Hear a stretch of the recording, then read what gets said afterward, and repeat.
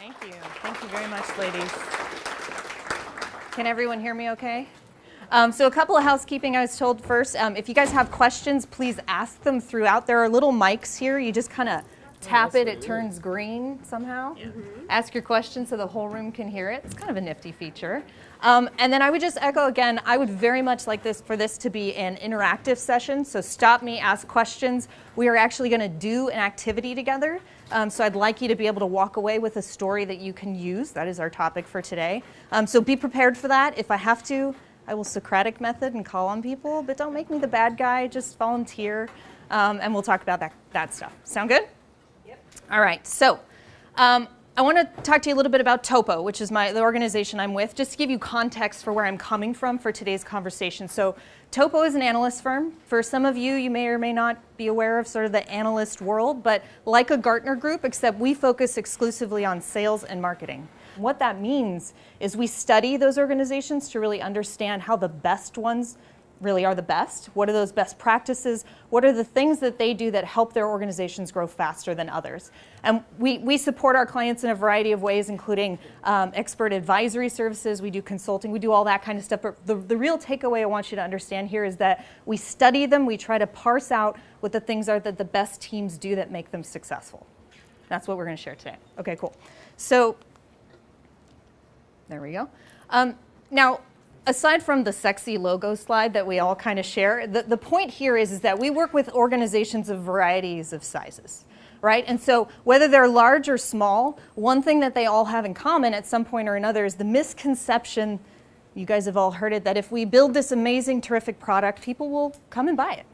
And we know that in reality, it's actually a lot harder than that, right? We have to educate our customers. We have to educate and translate for them what it is the value that we bring to them. And so the method for doing that is hard for most organizations. Often you start with yourselves, like founding teams. You have a really, really great story. But as you scale, how do you make sure that every single person in your organization, particularly those that are interacting with prospects and customers, know how to tell that story over and over again in a very compelling way? Now, one thing that's really concerning to me in the organizations that we study and the way that this manifests itself is that very few salespeople these days are making their goals. Now, what that means is very few organizations are consistently making their goals, right?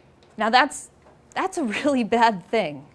It's one of the scariest stats that we see when we go out and study these organizations. And what it comes down to is that many of those things translate to the fact that we are struggling to communicate with our prospects, with our customers. So things like, how do we make sure that we translate what we do to how it solves very specific problems for those individuals? How do we help them understand that we work with people just like them and that we solve similar problems and can prove it? Now, for some of you that are very, very early, you might not even have a product yet. This is something you want to think about when you're building that product, is how do we quickly then message what it is that we're building for the specific problems that it solves, ultimately for the people we want to work with. Okay? So what it comes down to is we're really bad at telling the story. And so today, now I know a lot of you, let me just quick show of hands, who here is in sales and marketing? You should all raise your hands, you're all in sales. But yes, even if you're not in a direct role. So glad to hear that. So what I'd like to do today is help you leave here with a story that you can tell for your specific problem that you solve, the service you provide, whatever it is. But this failure to tell stories is where the disconnect is. Often we want to tell them how amazing the thing we built is and not what it does for the person that we're selling it to, right? And so what it comes down to is how can we create that repeatable process that doesn't just highlight what we do and why we're so amazing, but how it helps them. So we have, this will sound terrible, but I have sort of this thing that I affectionately like to refer to as your prospects are incredibly selfish. For good reasons, right? They have their own problems, their own challenges in their organization that they're trying to solve, right? Or in their own lives that they're trying to solve. So if we don't plug into that, they don't have time to listen to us. Can I get 15 minutes to tell you about what we do as a company? That doesn't work anymore. So instead, we have to change the dialogue to, hey, I understand this about you, and I'm guessing that you have this problem. I'd love to help you understand how I've solved that problem for other people just like you. And so as your organizations grow bigger, how do you make sure that every person in sales and marketing, every communication that we have highlights some of those things in a consistent, repeatable way? And so that's what we're going to talk about today, this concept of use case storytelling. Let me stop there. Any questions? Okay, that's your first warning. Next time, next time we'll engage. So when it comes to a use case, yes, good, excellent. Were they not meeting their goals? Oh, can you just turn on your little thing? Yeah. Were they not meeting their goals because their goals were maybe too aggressive? Sure, that's always a possibility. But I can tell you when we study them, like usually what happens is there are organizations that have people that are meeting it and people that aren't. So when we study the ones that aren't meeting their goals, it comes down to an inability to communicate. Typically. Now, and there's always, some product issues, sometimes those things. But if you have some people that are performing and some that aren't, the difference is usually this ability. Yeah, great question. You can turn it off so we don't hear your chatter. There you go. So what it comes down to when we think of a use case storytelling framework, it's things to like, how do I talk about the things that are relevant? How do I arm myself to do that over and over and over again to be able to figure out this thing they care about? What is the problem they're facing or challenge, or however we want to phrase it in our business? How do I surface the solution as not the thing that we sell, but rather the solution we provide to that problem? Now that's a nuance. We'll talk about that more. And then ultimately, how do I help them understand that we'll get them to that better place? And how do I do all of that in a very concise way, like 30 seconds or less? If we could do that today, would that be really cool for you guys? All right. So I want to start by reiterating this point that everything starts with the buyer. So we believe strongly when it comes to buyer-centric messaging, or this approach to putting them before us, that we have to really understand what they care about, what their problems are, what it looks like in their day-to-day, how it manifests itself in their organization. And so what that means is we have to understand things like not just who the title of the person I'm selling to, especially in B2B, but like that same title at a big organization might be different than at a small organization. Or that same title in one particular industry might be different than that same title in another industry. So I really have to dig in to try and understand. And the way this starts for most is pick one. Just pick one person to model it after. You're not going to get everything under the sun, but you're going to get closer by making it tangible, by making it real. So I want to understand, what does that person do all day? How is that person metriced? Things like, how do they make their bonus? Particularly in their role, not just what their function does, but how do they define success? So what are the things they're nervous about that they want to perform? And this could apply if you're selling to consumers as well. Like, what is the problem they're trying to solve? We can go into more examples later. But trying to understand those roles and goals, trying to understand the psychology that comes into play. And then what I usually tell people is think about how they message it to their friends. Or if they go to a conference and they're at a happy hour, what is the language they use to say, oh man, I'm struggling with da-da-da? They don't say, I'm struggling to make this more efficient or to optimize that. They usually don't say that. A head of sales might say, God, I'm struggling with all these knuckleheads who cut corners and don't follow my sales process, so I have no visibility. They say stuff like that. Now, I'm not saying you go out and tell your prospects, we help solve your problem with your knucklehead team.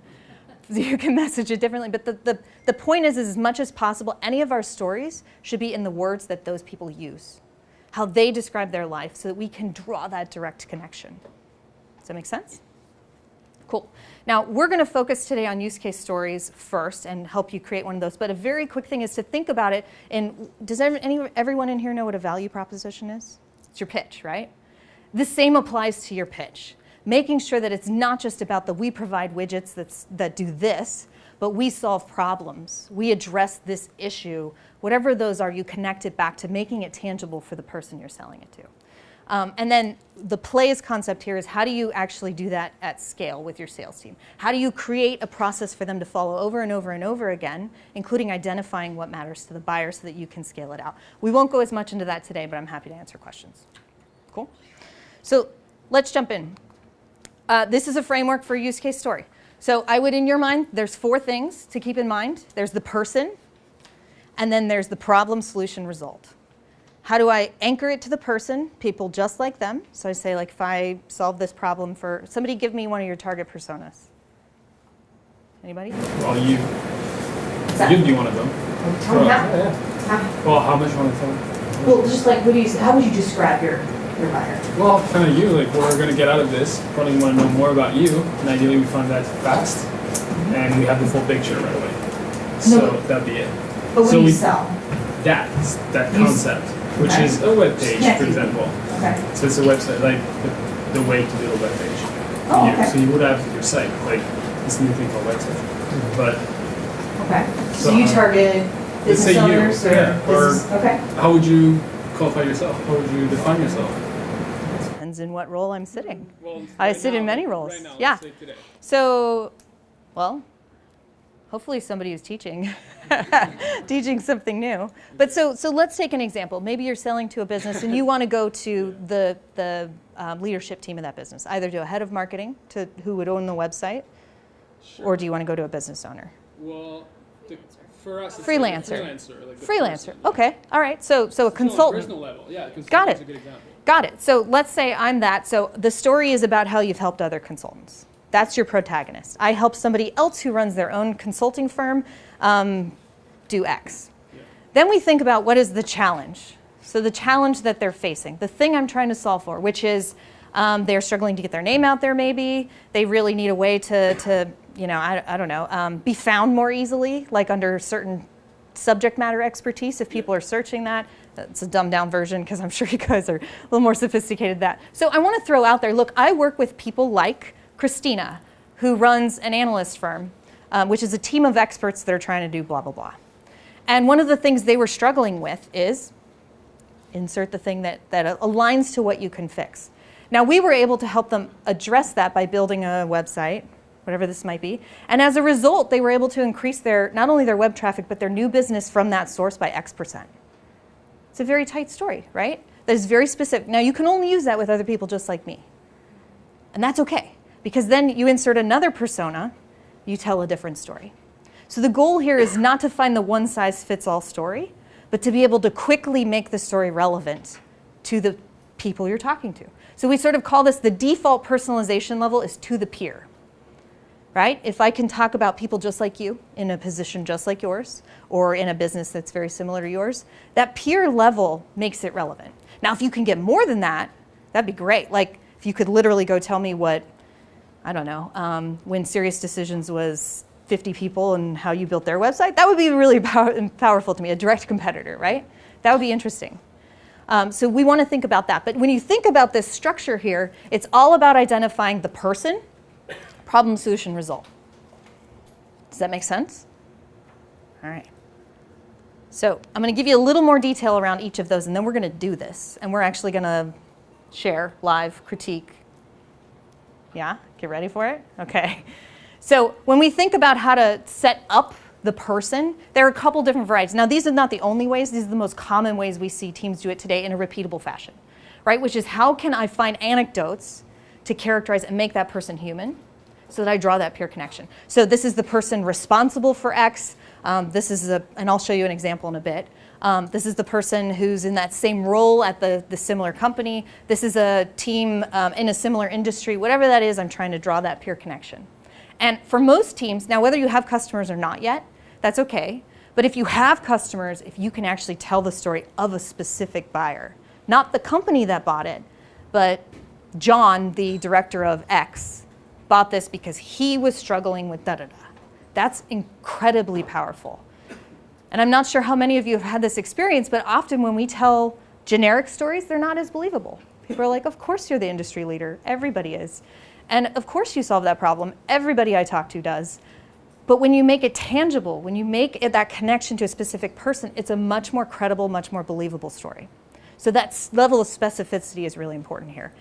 Now, when we go on to the challenges, there are a lot of different ways you can position challenges. You could batch them all together, or you could actually have it such that you have a couple of stories. One that centers on challenge 1, one that centers on challenge 2, 3, and it gives you a lot more to talk about with those individuals, right? The first time you reach out, you might say, great, I'd love to zero in on this challenge and how we've solved it. But maybe there's 2 or 3 others that you'd love to stack into the conversation beyond that. It's really powerful. So thinking about it in terms of how to identify those challenges, and I'm talking like one sentence, could be a couple of bullets type. Like, this does not have to be a long, drawn-out data sheet thing. This is literally like talking points. These are meant to be verbalized. Now, you can still write them, but they're meant to be verbalized so that they're easier to communicate. And then the solution one. Now this is really, really important that we don't just, great, I'm going to insert my 30-second pitch here. We don't do that. In many cases, we see the most teams having success, and this particularly is in that first conversation. You don't have to tell them how you fix it. You just have to tell them that you do fix it, whatever that challenge is. We'll buy ourselves plenty of time to explain how and the what and all of that other stuff later. But if you don't get them to connect with you first on the fact that I can solve this problem for you, you're not going to, we call it, buy yourself the time or earn the right to tell them more. You could verbally vomit all of it on them anyway, but chances are they won't listen or it won't be as impactful. So it's really important to position the solution as the solution to the problem, not the features, functions, and everything that we provide. And this applies to services, products, everything. And then last is the payoff. Now, ideally, there's a business payoff that we can highlight. Ideally, it's we increase something by X%, decrease cost by Y%, whatever it is. It should be very tangible. It shouldn't be like ROI, which so many things could go into. It should be something that is specific to the problem they're experiencing. Like if we're selling to, and I'll just take one of the most common ones we see, but like IT director, right? We reduced, I don't know, tickets by X%. Something that's tangible that they're living every day in their job. That's why it's so important to understand the buyer. We can draw that, and they're like, oh, great, if I could do that, that'd be really powerful to me, right? So that's important. Now, another one is a personal anecdote. Can't always get that, but if we can, hey, person got a promotion as a result of fixing this problem, I think that speaks pretty highly to a lot of your potential prospects for B2B, for example. If there were some other wins, like a business owner that now didn't have to manage that piece and could literally scale their business more effectively, oh, people are like dying to like tell me how I do that. I can't unlock this problem. So it's very powerful to be able to identify. And for most teams, what they end up doing is they create a really simple matrix, which is here are all the people we sell to, here are all the challenges we solve, and they basically provide this to the entire team to be able to talk about. So they get really, really good at the structure, and they can plug in any type of challenge, any type of person, etc. Cool? So we're going to do this. Now, how many of you have existing customers? All right, so a fair amount. For those of you that don't, I would encourage you to think about a buyer. I'm sure you have some in mind that you'd like to go get. If you're still developing products, make it up. It's still important to be able to sort of flush through the process. Does that make sense? Cool. All right, so we're going to take about 10 minutes. I'm going to walk around. If you guys need help, have questions, please shout it out, and I'll share it with the group as well. Does that sound good? So what I'd like you to do is just come up with one thing for the protagonist, however you want to describe it, one challenge, that's it, in the words of, press yourself to do it in the words that the person uses, not our sort of marketing speak, solution and payoff. Okay? All right. All right. Let's get back together here. All right, who wants to share? Just a show of hands. Chris, you're going to share, right? Yeah, you are. All right, who wants to share? Who wants critique? Who wants to go first? Who's really excited? All right, go for it. All right, so one of our customers, Adam Nahar, CEO of Ursa Space, solves oil industry analytics problems with satellite data. They provide actionable info to financial institutes who can then make better decisions. He built his company in the recent few years and recently received $7 million in new funding. They're always looking for new, reliable, and timely satellite data sources. It matters that they have a very up-to-date source for information for their customers. Always at first, they need to validate new providers without huge commitments. We were able to provide a concise example dataset for them from our first satellite launched in January, and are now working with them on analyzing that initial set. As a result, we have a mutually low barrier of entry to this new data source for them. For Adam, these example sets are at times painful to get a hold of or prohibitively expensive. Ooh, what do you guys think? Be kind. Feels a little bit long. How did it feel reading it, by the way? Just nervous. So. Felt a little. That's okay. That's okay. First of all, your very last sentence is critical.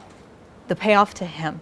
Now, my suggestion would be take the introduction part and shorten it a little. Like, great that he's a CEO. He just got $7 million. I would zero in on what's the most tangible thing for that person to lock onto, like another CEO, like trying to scale his business, or just got funding, trying to figure out what to do with all the money. But I would tighten that intro to as much as possible. Think like a phrase, not so much as a couple of sentences. Then when you go into read for me again the middle, the challenge. They're always looking for new, reliable, and timely satellite data sources. It matters that they have a very up-to-date information source. For what? For their, sorry? So the new data sources for what? Like what do they use it for? Right. Like you mentioned oil and gas. There must be something. So what they actually use it for is they measure this as oil tanks from satellite imagery, and based on that they're able to measure like on a global scale how much oil is moving from one place to another. Okay, can we turn that into a problem, which is they are struggling to identify how much oil is moving from one place to another, and therefore they're always looking for new data sets that can help them address that. I would keep it that simple, and maybe add a little more color to make it, if you're talking to other oil and gas, like help them understand exactly that you get the problem that they're trying to manage and that you offer data sets to do it. You don't necessarily have to tell them all of the details. They'll be like, oh, interesting, I have that problem, tell me how you do it. And then the getting right to the personal payoff part, I think was really great. If you have personal payoff, I'd go straight there. Now, if you have great tangible numbers like 30% reduction in blah, blah, blah, you could use that as well. But I thought that was pretty good. I would just tighten it up. Oh, that was great. Do you build it back? What's that? So when you start at the payoff, you then build back the case. So instead of going, there was this person, they had a challenge, or solved it, and they got paid off. You hear the opportunity, you go, oh yeah, this person got paid off, this was their challenge, and then you kind of run through. Yeah, typically, like most people, first of all, if you start with the payoff, typically what they go is like, I don't know if I believe you. Like, what does that mean? Like, they want to hear the challenge. So if you start with the pain, they're like, I'm following you. Like we were talking about an example of a chief nursing officer, where it's like, now I'm picturing myself in the hospital. I feel the pain. Her nurses are emptying the trash. Like I'm walking with her in this problem. And so she's queued up and ready for the payoff. It's going to be more impactful as a response to the problem than the other way around. Because most people, when you start with the good, they're like, I don't know, how believable is that? So you could try it. I'm all for A/B testing. But we've found this to be the most success. And typically what happens is in a conversation, this is the point I want to kick it back to them. So I'd want to say, and they were able to do X. Can you help me understand how you guys are addressing that problem? Right? So that's how we sort of get the dialogue going. But it's a great question. Do you want to do your story? Okay. So first of all, we sell human resources and payroll software, to give you some context. So the protagonist would be Melissa Ye, head of HR at JobVite. You're the customer. The personal anecdote is she came from the same background as you, or whatever, same company, what have you. Similar to your example, their challenge is eliminating manual process.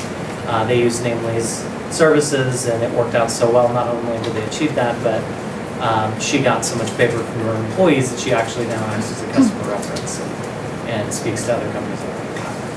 That's cool.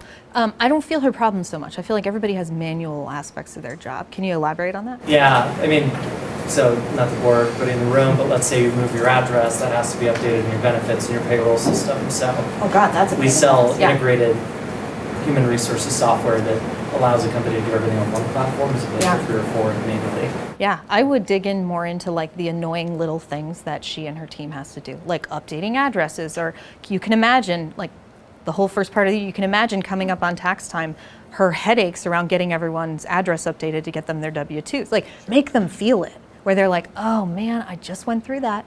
That's exactly what you're trying to like literally make them feel it, so that they're like, that's exactly the problem I have, as opposed to rolling it up. If we roll it up a little too much, then they're like, I don't know, yeah, it's manual, everybody's got that. It starts to take away the sting, right? But that's a good one. I think that's great. Who wants to go? All right, why don't you go? I'll come back to you. I'm actually a buyer in the room, so I just want to share an example, one of the best sales person I met and his strategy. So I'm from Zymogen, so we grow 2-3 times per year. So when I started to take the job a year ago, my challenge was that 95% of the contract has been never negotiated. We have like 300 suppliers, we have 3,000 SKUs, it's like really scattered, and only have 4 people. And then none of them know how to negotiate contracts.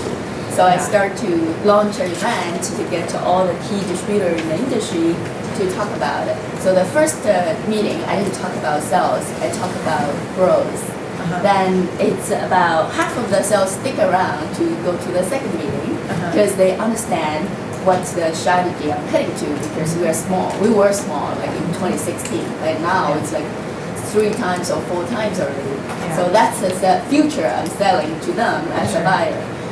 Then one of them did particularly good because he knows the discount I potentially will ask for the bidding I will launch. He doesn't have the right to make a decision. So the second meeting, he bring his boss to listen to the same speech. He asked me to give the same speech again. And I did it. Then the third meeting, he bring the VP then to listen to the same speech. So after he synchronized all the things, what happened now is his business over a year give him 5 times. Because he win the bid at the end of the day, because he lined up all the shareholders. He understand the plan that I want to consolidate the business. And one thing he did extremely smart is after a year, he sell the core business that is I'm painful with, and he said, I'm going to deal with it for you and bet for you for the future. Then he started to help his peers in the sales group because he only managed one line of the business, but they have other line of business like service or synthesis that is it's not in his radar. Then he knows that in the first year I wouldn't have time for that. For the second year, he started to bring the people to visit their plant about this new segment business. We found more opportunities there. So that is one of the it's that personalized approach, right? Like he's really plugging into your issues. I think the key takeaway for me when I look at the sales skills and different people is that really listen. And if you talk with the people, not the scientist or not the buyer, if you talk with the head of purchasing, listen to the strategy where they're heading to. And second of all, find the right decision maker to back you off with your sales. Because if you cannot make that decision at that large deal, then just find the right decision maker. Then the third is just start first, then penetrate over the time. I can image like his business will grow over 10 million in 3 years. And if he uses you as a customer story, he would say, you know, she started, they had 300, everything was a mess, they had only 4 people. He would make everybody feel that pain. As well as your aggressive growth targets and sort of what you're up against. And then people are like, well, it's like you're dying to hear the end of the movie. How did it turn out? Which is your payoff. So that's great. You want to share yours? Sure, yeah. Do you press the button on the top? Somewhere on it you press. Does it work now? Yeah, go for it. So I work at Handshake, which is a job posting platform for universities. So career services centers are our customers. And the protagonist that came to mind for me is Lori. She's a director of a career services office at a mid-sized university in Georgia, and her student population has recently been changing from a very commuter-based student population to a broader population where they're coming from different states, so thereby diversifying the students and the types of jobs that they're looking for on campus. And Lori's the type of person, she's very creative, always wanting to try different things. She always brings her cell phone with her to conferences and shows pictures of the different events that she's trying to kind of captivate her students.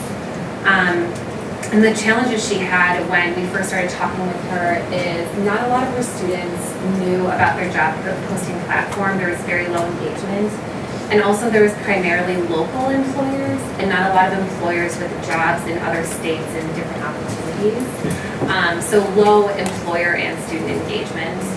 And our platform, just based on the network approach to it, helps with both of those areas, increasing employer and student engagement. So she did see an immediate increase in the first year, an increase of about 5,000 employers within the first year, and a 40% student engagement increase as well.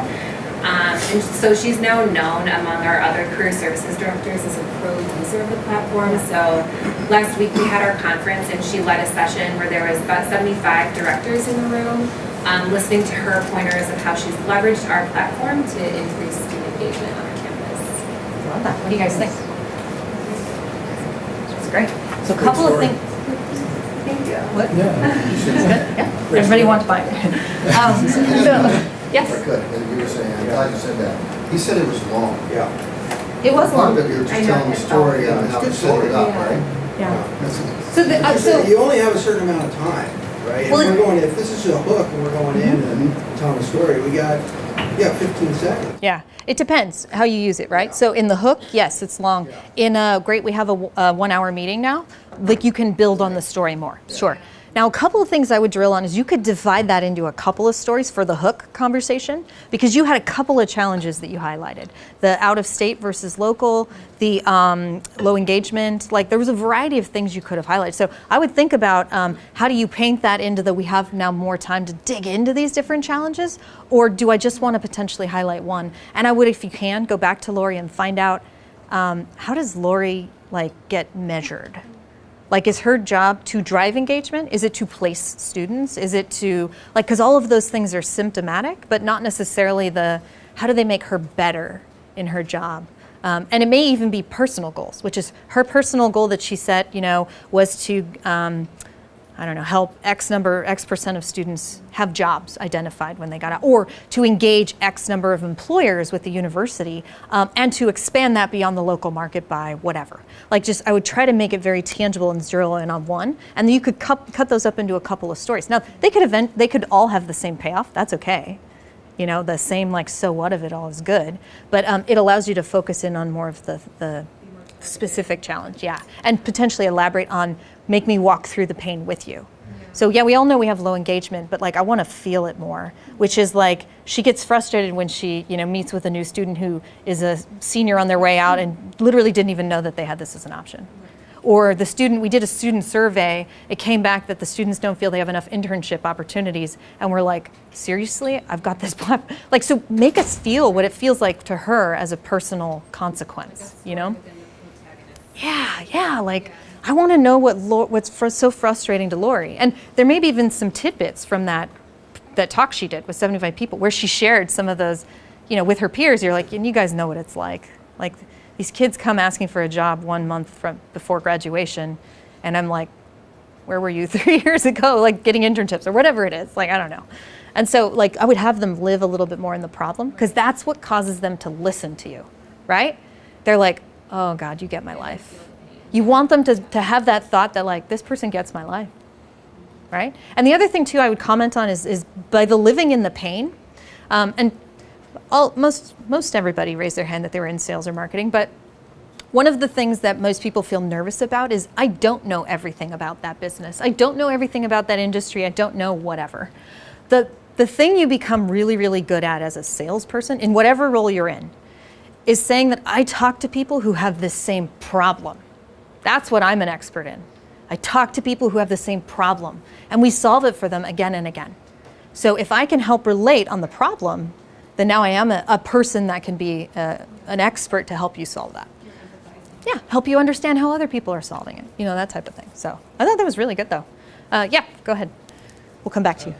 So our company deals with suicide prevention, okay. And I think the human story that we want to tell is the story of the survivors and the story of the vulnerable populations, but that's not really speaking directly to the people with the wallets who want to know, you know, how much money we're going to save them with their psychiatrist time and all that. But it almost feels in some ways inappropriate to talk about, you know, the money that you're saving instead of the human lives that we're saving. You know, so how do you bend that angle? How do you tell the human story while still speaking to a wallet? I would identify the elephant in the room, which is literally like, look, make no mistake, like we're in the business we're in because we want to save lives. But we also recognize that this has a real tangible cost for who's your persona? Who's your person? Your protagonist? Hospitals, psychiatrists. Hospitals. Okay, so this has a real tangible effect on the resources of a hospital, right? You can allocate your funds or whatever it is, support in a variety of ways. And so we want to absolutely save lives, but we recognize that if we don't do it this way, the problem is we have limited resources to save lives in other ways. So I think you can connect the two. I mean, you don't have to be inhuman. There is a tangible dollar. I mean, hospitals, that's their entire business, is saving lives, right? So they know what it's about, but they still have to deal with the money side. I would just address it on direct and just be candid. And then pivot it just to like, we get that this is a thing, but like we're here because we believe we can affect that in this way. That will not only lead to more lives saved, but will allow us to free up some of those resources, costs. those types of things. Do you want to take an attempt? Let's work through it. Do you want to give your story? Do it. Do it. We'll talk. Okay. All right, no problem. You want to go? Yeah, sure. Turn on your little thingy. Anyone that's already gone, if you want to pop yours off. There we go. Yeah. Is that better? Yep. Okay. I'll try. We have other stories, but I'll try this one out. So, the protagonist of the story is Prosperworks, a True Ventures portfolio member, and their CEO and their product team. So we'll go with John, their CEO. They want to build product, and they're in the CRM space, which is a hard space to enter, given how dominated It's a little crowded. So the problem entering that space is the existing players have powerful ecosystems and integrations already built on top of all the other features. So Prosperworks knows that they have advantages building those features, but the ecosystem isn't going to come to them. And that's where our company, Tray.io, comes in. We have a way to automate integration building with low or no code solutions so that even their more junior CS reps can build these integrations for their customers and automate a lot of the data movement. So now they're winning deals while building their key features and focusing on core features that they couldn't do before. Yeah. Insert metric. So I would tighten up the beginning. Again, like I don't need to know so much about Prosperworks, because I think that the point wasn't so much about them, it's about companies that want to build these, or quickly build this ecosystem or these features without having to be the big player. Right? So you're speaking an underdog story is what you're doing, right? So I would tighten the front end of that. The middle part we might need to talk about a little bit more, because I want it to be like, not just like close more deals, because that almost sounds like, I don't know if I believe it. Like, yes, I'd like to know that they did close more deals as a result. And I like the tidbit about their CSMs are able to do this. So I might elaborate on that feeling, that thing that they weren't able to do before but are now able to do.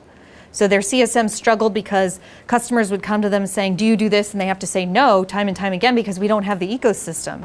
And so instead of having to wait and compete with Salesforce and Dynamics and all this stuff, they were able to actually build it themselves and unlock that for their customers. And we could sort of like figure out some more of the details there. But I think that's, if you can make the payoff more tangible, a little more specific, a little more believable, as opposed to just closing more deals. But like as a result, they were able to, close deals that literally would have closed lost before. Like this opened up 20% of their previously closed loss or whatever it is. Like that could be really tangible for the person. They'd be like, interesting. Like we have I can relate because we're trying to build blah, blah, blah, and we're an underdog and we're trying to build an ecosystem. And then they can try it on, right? They can be like, that might work for me, is what they're trying to say. But I think that's a good one. We can certainly talk more. We actually have only 5 more minutes.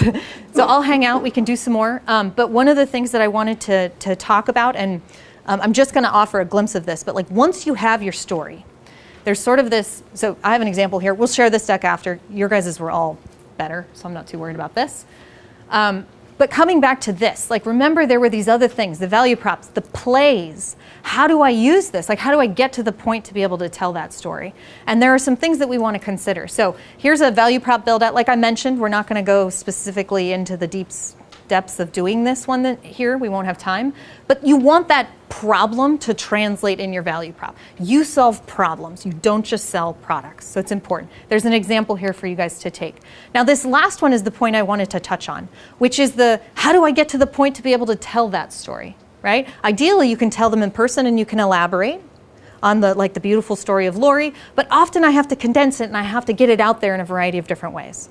So when you're doing your outreach or you're trying to reach out to different prospects or customers, you meet them somewhere and you're trying to tell it really, really fast, that hook, how do I get that out there in a compelling way? This is an example. Now this in particular is for email messages, can be applied to a variety of different ways of reaching out, but it's another framework that helps you insert that that story in a variety of formats into any communication that you're potentially going to have with prospects.